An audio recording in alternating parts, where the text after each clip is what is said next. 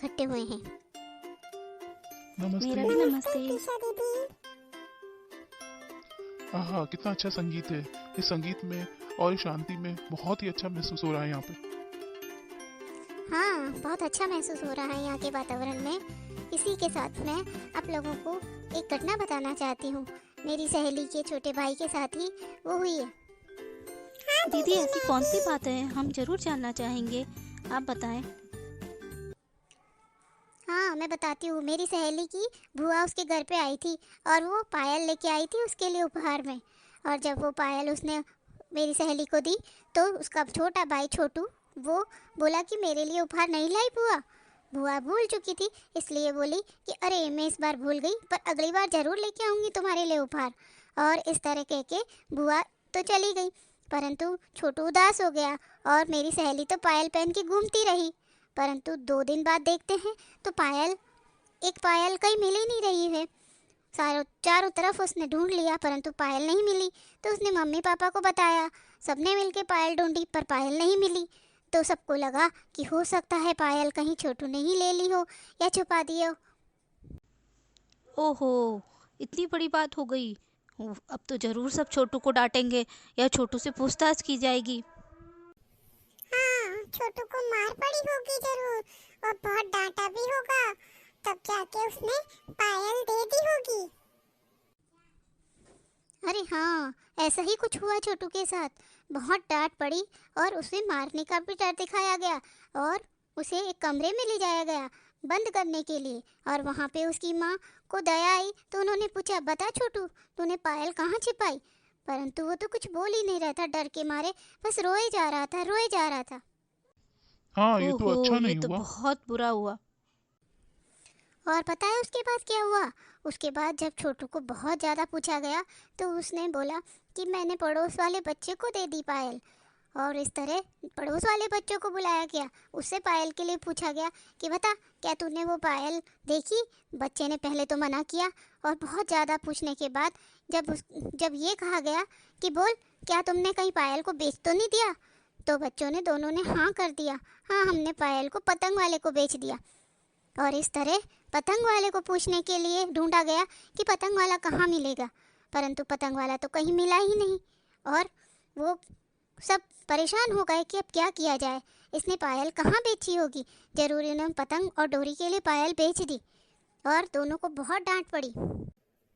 ओहो, ये तो बहुत बड़ी समस्या हो गई। फिर तो पतंग वाला और पायल दोनों ही नहीं मिले होंगे, या हो सकता है पतंग वाले को ढूंढ लिया हो। अरे ऐसा कुछ भी नहीं हुआ, आगे सुनो तो सही। सारी परेशानियां तो छोटू को ही झेलनी थी। फिर पता है छोटू को बहुत दिनों तक डांट पड़ती रही और सब उसे सुनाते रहे कि तुमने चोरी करी वो अच्छी बात नहीं है, आगे से तुम्हें ऐसा नहीं करना चाहिए। और वो उदास मायूस सा अचंभित होके देखता रहता था कि ये सब क्या हो रहा है।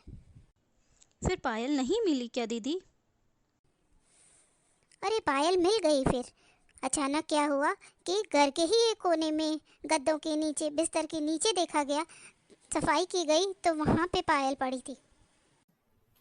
ओहो, तब तो छोटू को और घर वालों को सबको बड़ा ही अजीब लगा होगा और सब समझ गए होंगे कि छोटू ने तो ये चोरी नहीं की। पर छोटू ने ऐसा क्यों कहा कि मैंने दोस्त को पायल दी और हमने पतंग वाले को बेची। मैं समझ गई, जरूर ऐसा हुआ होगा कि उस बच्चे को डर के मारे कहना पड़ा होगा। ऐसा ही होता है बच्चों के साथ। तुम बिल्कुल सही कह रही हो मान्या, ऐसा ही हुआ।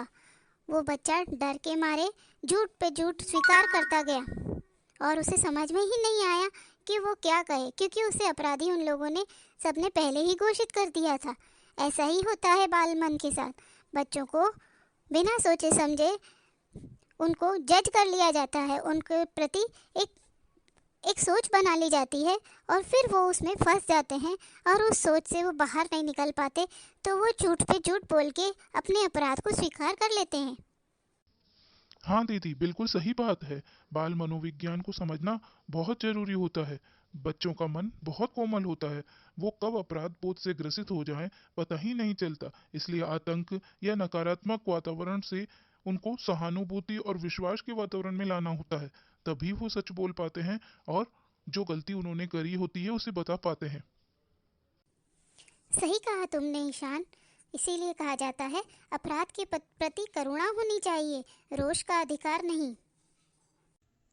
हाँ दीदी, बिल्कुल सही कहा आपने। अपराधी और वे भी अगर बच्चे हों तो उनको प्रेम और आत्मीयता का व्यवहार करके ही जीता जा सकता है और तभी सच्चाई जानी जा सकती है। हाँ दीदी, हम मैं भी इस सहमत बात हूँ को इससे। मानते हैं।